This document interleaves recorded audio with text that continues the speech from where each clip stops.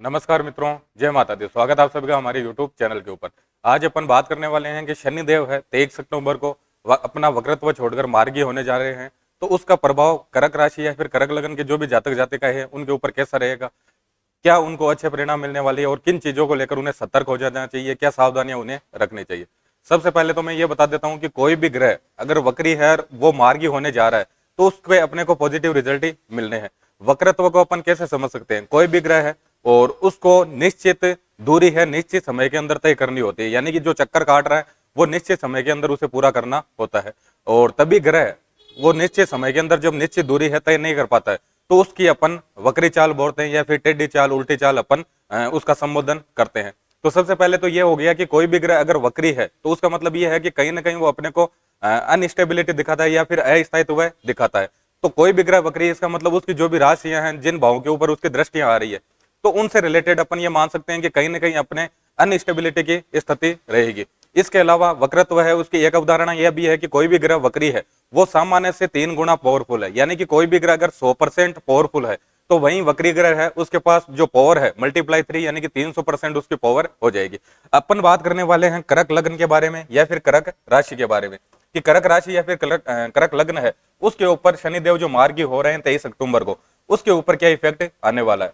सबसे पहले तो मैं आपको ये बता दूं, तो जिनको पता नहीं है कि कर्क लग्न का चार्ट है अपन किसको बोलेंगे या फिर कर्क राशि है किसको बोलेंगे। अगर आपका चार्ट है कितने नंबर से स्टार्ट हो रहा है, 4 नंबर से, इसका मतलब बाय डिफॉल्ट चार्ट किसका हो गया, आपके कर्क लग्न का हो गया। या फिर अपन सीधा देख सकते हैं कि आपके चंद्रमा है उनकी कुंडली में कहीं पर भी प्लेसमेंट है, जिस जगह प्लेसमेंट है यानी कि जिस खाने में प्लेसमेंट है उस खाने के अंदर अगर 4 नंबर लिखा हुआ आ रहा है तो आपकी राशि क्या हो जाएगी, कर्क राशि हो जाएगी। अपन बात करने वाले हैं शनिदेव की। शनिदेव मार्गी होने जा रहे हैं, अपने स्वयं की राशि के अंदर मार्गी हो रहे हैं।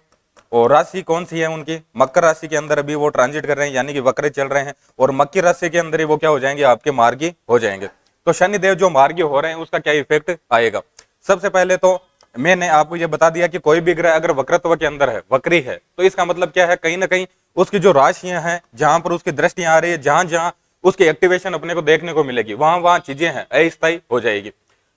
अब कर्क लगन की बात करें तो कर्क लगन के अंदर शनिदेव है आपके 8वें घर के स्वामी बनते हैं और 7वें घर के स्वामी बनते हैं, यानी कि मार के सो चुके। इसका मतलब क्या है कि शनिदेव इनको तो अच्छे रिजल्ट देने वाले है नहीं। अब शनिदेव वक्री चल रहे हैं तो उनकी पावर कैसी हो गई, 3 गुना हो गई। तो नेगेटिव रिजल्ट है, कैसे मिलने हैं, 3 गुना मिलने, यानी कि सामान्य से ज्यादा नेगेटिव रिजल्ट मिलने। तो सबसे पहले तो यही पॉजिटिव है कि अगर वो मार्गी होने जा रहे हैं तो पहले से काफी चीजों के अंदर रिलीफ आ जाएगा, यानी कि पहले से जितनी भी दिक्कतें चल रही थी जिन जिन क्राइटेरिया के अंदर, उन सभी के अंदर विराम लगने वाला है।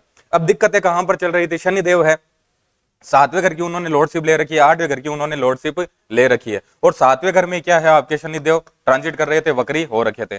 तो सबसे पहले तो 7वां घर एक्टिवेट था, उसके बाद में तीसरी दृष्टि आपके 9वें घर पे, 7वीं दृष्टि है आपके पहले घर पे और जो 10वीं दृष्टि है वो है आपके चौथे घर पे।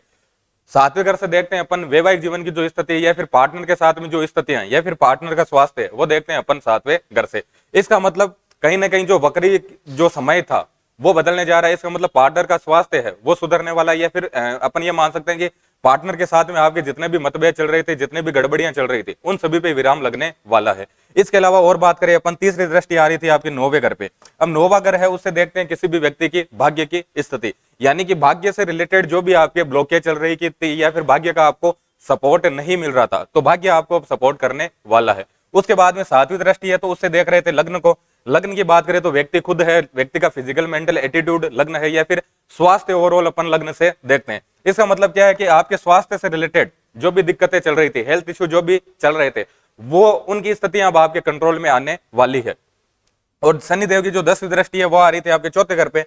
चौथे घर से देखते हैं किसी भी व्यक्ति की मनोस्थिति या फिर मां की स्थिति। तो मां के स्वास्थ्य से रिलेटेड या फिर आपकी मनोस्थिति से रिलेटेड, सोच विचार से रिलेटेड जो भी आपकी दिक्कतें चल रही थी, उन सभी के अंदर अपन ये मान सकते हैं कि विराम लगने वाला है। अब शनिदेव है आपके लिए योग कारक तो है नहीं, क्योंकि वक्री ग्रह है और ऊपर से 7वें और 8वें घर के स्वामी यानी कि मार्केश है। तो अपने को ये तो कंफर्म हो गया कि ये अपने को पॉजिटिव रिजल्ट तो नहीं देने वाले हैं, मार्गी हो रहे हैं। लेकिन अपन ये मान सकते हैं कि पहले जो रिजल्ट अपने को 300 गुना मिल रहे थे, अब अपने को 100% मिलने वाले हैं, यानी जो पावर है वो कम होने वाली है। लेकिन रिजल्ट अब भी अपने को पॉजिटिव नहीं मिलेंगे, अब पहले से कम हो जाएंगे।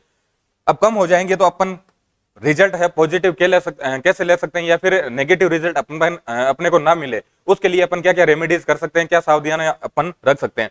अब शनि देव है, उनका अपर नेचर की बात करें तो शनि देव का जो नेचर है, शनि देव का नेचर ये कि जिस राशि के अंदर उनकी प्लेसमेंट है, जिस भाव के अंदर उनकी प्लेसमेंट है, उस भाव से रिलेटेड जितने भी कारक तत्व है या फिर उस भाव से रिलेटेड जितनी भी जिम्मेदारियां हैं, वो जिम्मेदारियां अगर अपन अपनी ईमानदारी से उन जिम्मेदारियों का निर्वहन करते हैं तो शनिदेव अपने को नेगेटिव रिजल्ट नहीं देते हैं। अब शनिदेव है मकर राशि के अंदर बैठे हैं, सातवें घर के अंदर बैठे हैं, तो कहीं ना कहीं सातवें घर से जो भी रिलेटेड जिम्मेदारी है वो अपने को अच्छे से निभानी पड़ेगी। उन जिम्मेदारियों का, उन कर्तव्यों का ईमानदारी से निर्वहन करना होगा। इसके अलावा शनिदेव है जो स्ट्रिंग बना रहे थे, यानी कि जो दृष्टियां थी वो किस पे थी, आपके दृष्टियां आपके 9वें घर पे, पहले घर पे, चौथे घर पे, यानी से इन भावों से रिलेटेड जो भी जिम्मेदारियां उनका भी अपने को ध्यान रखना होगा। जिम्मेदारियां क्या है, सातवां घर किसका है, पार्टनर का, यानी कि पार्टनर के साथ में आपके रिलेशन अच्छे होने चाहिए। पार्टनर को लेकर आप किसी भी तरह की उल्टी सीधी अपन ये मान सकते हैं गतिविधि ना करें। प्लस सातवां घर है पार्टनर की हेल्थ का, तो पार्टनर के स्वास्थ्य का भी आपको ध्यान रखना है। इसके अलावा उनकी राशि आ रही है 8वें घर में, 8वां घर है उससे अपन देखते हैं ससुराल की स्थिति, यानी कि ससुराल के साथ में भी आपके रिलेशन है अच्छे होने चाहिए। 8वें घर से अपन अनैतिक कार्य है या फिर अपन ये मान सकते हैं कि विदाउट फोर्स अगर कोई भी पैसा कमा रहे हैं वो अपन 8वें घर से देखते हैं। तो इस तरह की किसी भी एक्टिविटी के अंदर आपका इन्वॉल्वमेंट नहीं होना चाहिए, ससुराल के साथ में आपके रिलेशन है अच्छे होने चाहिए। 9वें घर से देखते हैं अपन भाग्य की स्थिति, प्लस व्यक्ति कितना नैतिक है, व्यक्ति कितना सैद्धांतिक है, आदर्शवादी, ये सारी चीजें देखते हैं अपन 9वें घर से। तो अपन ये मान सकते हैं कि अगर किसी भी तरह की नैतिकता से हटकर अगर किसी भी तरह की गतिविधि कर रहे हो तो फिर शनिदेव आपको नेगेटिव रिजल्ट देंगे।